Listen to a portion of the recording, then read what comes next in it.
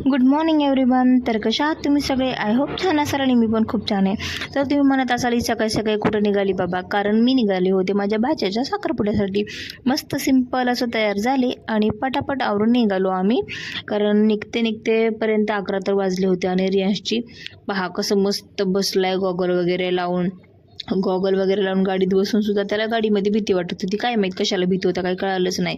त्याच्यानंतर अर्धा रस्ता तर गेला आमचा असंच रील्स वगैरे बनवण्यामध्ये. त्याच्यानंतर म्हणलं चला, पोटामध्ये कावळे खूप उड्या मारत आहेत, आपण जेवण करून घ्यावं, कारण नाही जेवलं तर ॲसिडिटी आधी झालेली होती, आणखीन खूप होईल. त्याच्यात तेलकट पाहून तर खाण्याची इच्छा झाली नव्हती. मग मिसळपाव मागवला. ते छान होता, ऑइली नव्हता, काय नव्हता आणि टेस्ट पण भारी लागत होती. त्याच्यानंतर निघालो आम्ही हॉटेलच्या बाहेर. तर इतकं ऊन लागत होतं ना, भरपूर असं उन्हाळ्याचं, तर बाहेर निघायची इच्छाच होत नाही. पण असे काही कार्यक्रम असले तर माणूस निघतोच आणि सगळ्यांची भेट अशाच कार्यक्रमामध्ये होते. एरवी तर काही आजकाल कोणाला वेळच नाही. तर नंतर पहा, नवरदेव नवरीची एंट्री झाली. मस्त अशी छान मेकअप वगैरे करून छान ड्रेसिंगमध्ये मस्त अशी एंट्री झाली त्यांची.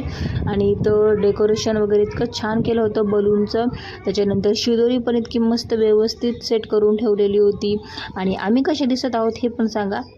सगळे आम्ही फॅमिली एकत्र बसलेलो होतो, सगळ्यांच्या गाठीभेटी झाल्या. आणि पहा कसे दिसत आहोत आम्ही, नक्की सांगा.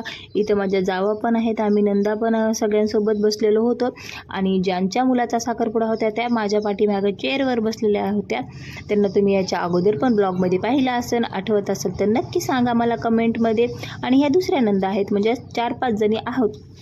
तर चला, कसं वाटलं तुम्हाला? आणि हे पहा, डेकोरेशन किती मस्त होतं, मला फार आवडलं डेकोरेशन. शिदोरी जी केलेली होती छान, त्याची डेकोरेशन केलेलं होतं व्यवस्थित, सगळं खूप छान होतं.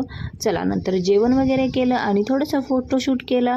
मुलांनी पण खूप छान एन्जॉय केलं, आम्ही पण खूप एन्जॉय केलं.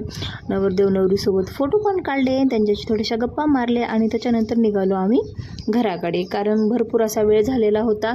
त्यामुळं लवकरात लवकर आवरून आम्ही निघालो. आणि या आहेत आमच्या नंदिनीताई. तर पहा कसं वाटलं सगळं मला कमेंटमध्ये नक्की सांगा. चला, भेटूया उद्याच्या ब्लॉगमध्ये.